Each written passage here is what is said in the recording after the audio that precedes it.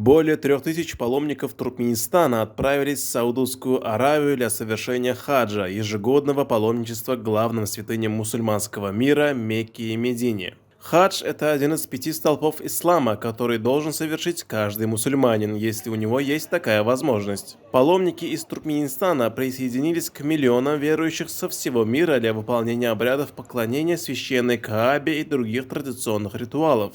На третий день священного праздника Курбан-Байрам туркменские паломники совершили обряд садака на святой земле Мекки.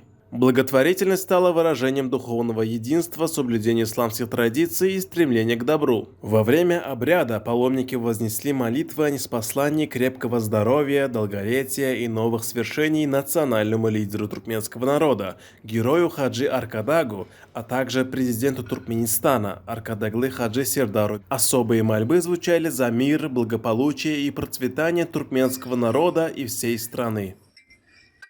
Haz arkadamyzyň, arkadaly haz serdarymyzyň haç parzyny Gurban bayramı bilen münasibetdil berýän sadakasyna biz ýaşlar arasyna goşmak bilen uly bagyt müýesser etdi.